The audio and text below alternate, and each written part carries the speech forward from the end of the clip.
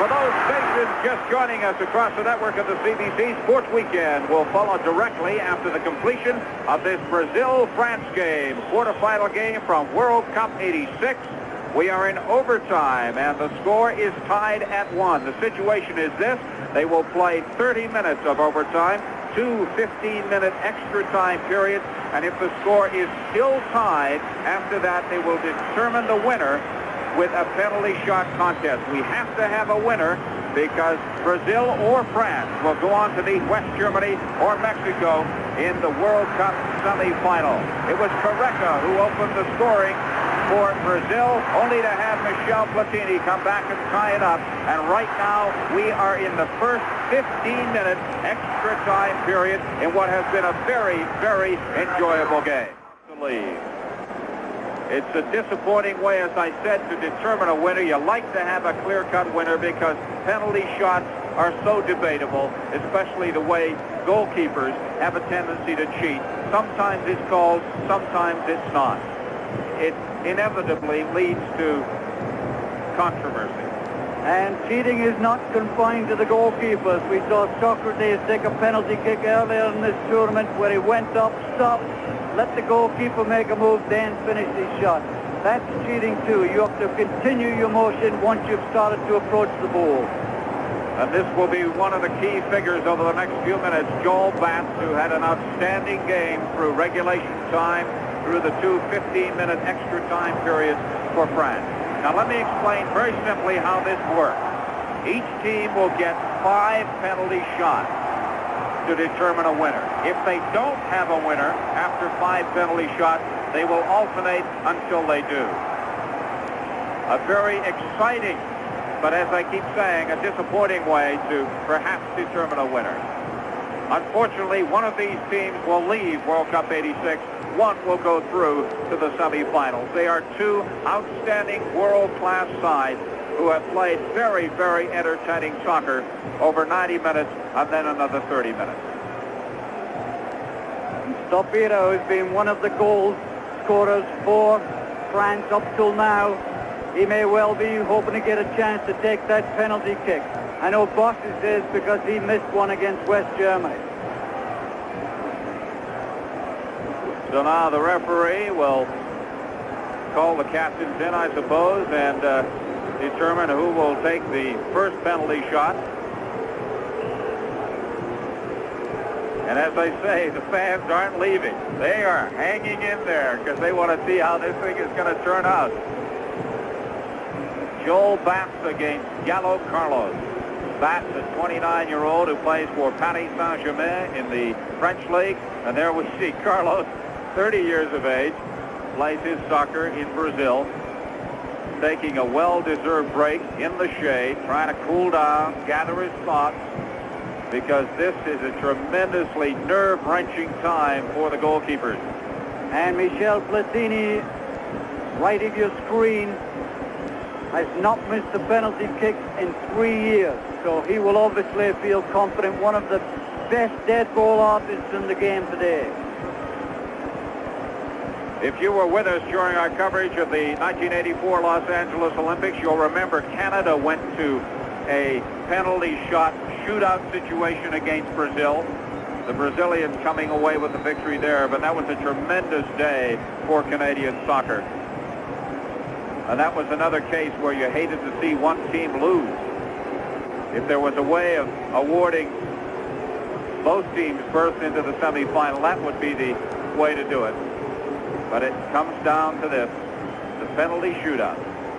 And remember that the players on the field at the end of the extra time have to be involved in the penalty kick.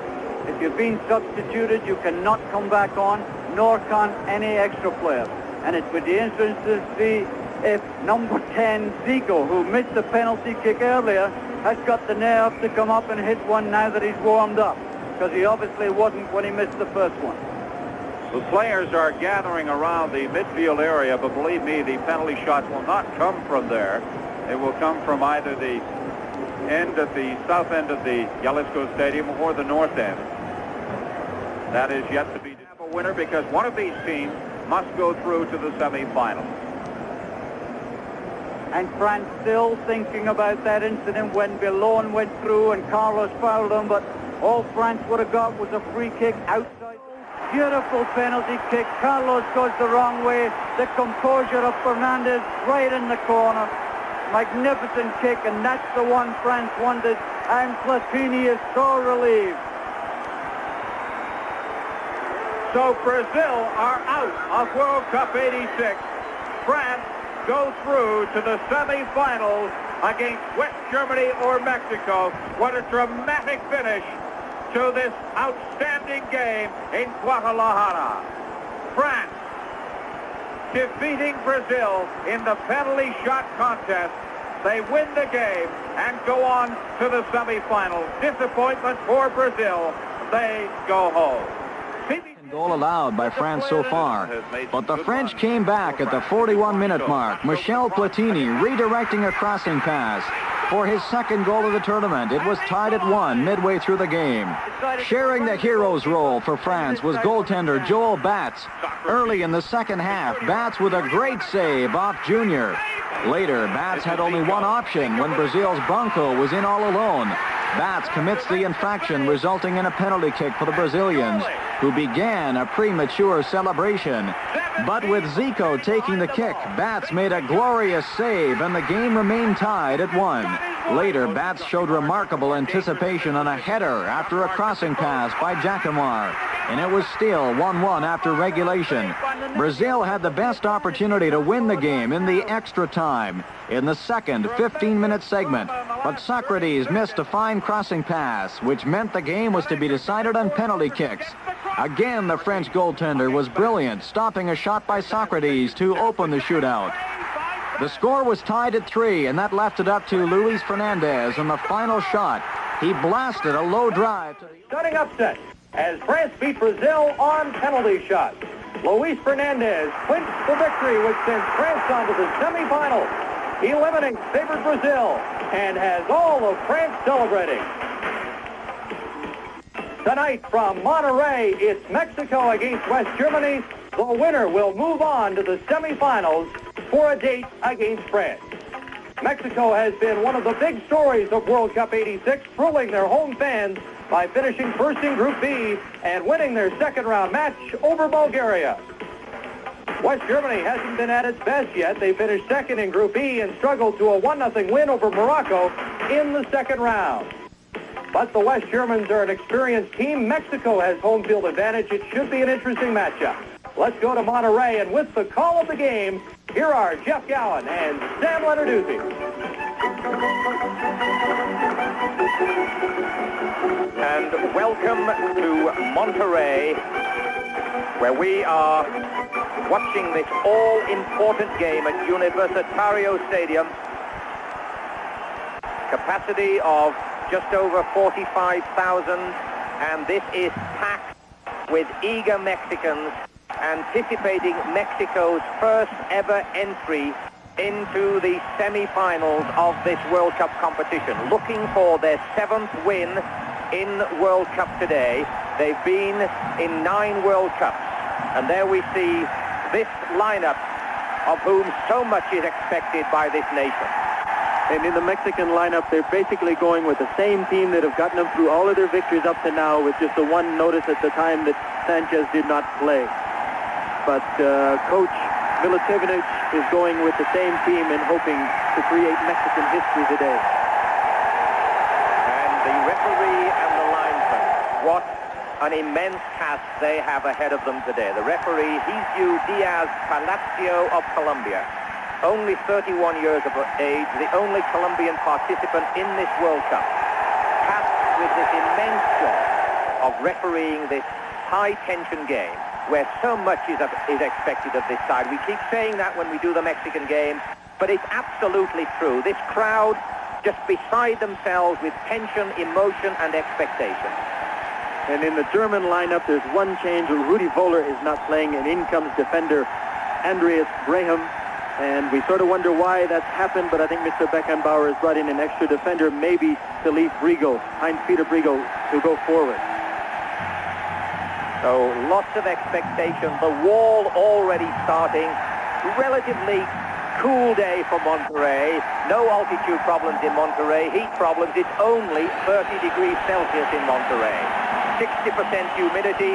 So for Monterey, where the West Germans last played and it was 38 degrees, a relatively cool day for them. And Germany in their white shirts and black shorts, a very typical outfit for Germany, and Mexico, of course, in their green shirts. But what an important game for Mexico. And the last time these two teams met in World Cup play was in Argentina in '78, and West Germany won that game 6-0.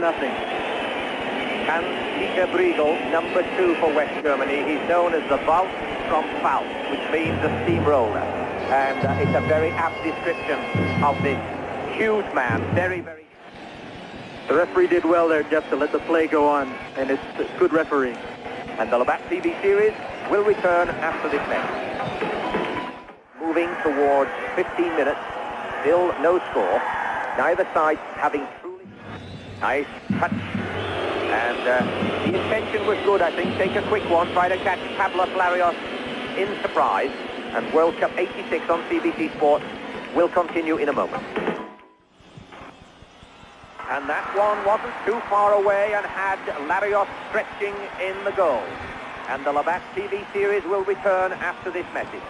Bad news for Mexican supporters. Their captain, Thomas Boy, has gone off with an injured ankle. He comes out to the edge of the area and is ignored.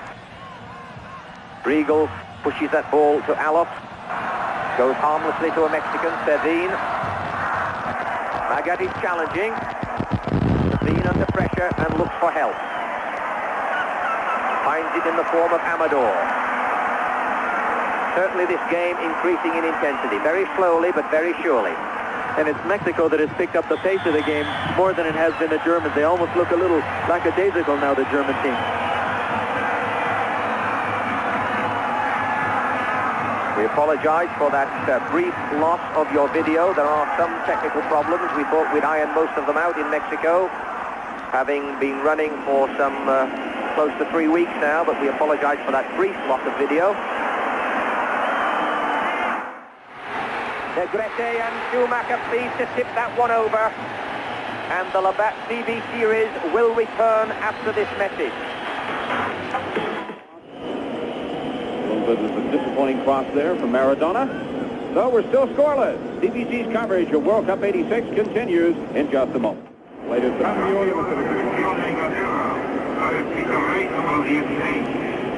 while England makes a substitution, we'll take a break. Coverage of the Labatt World Cup TV series continues in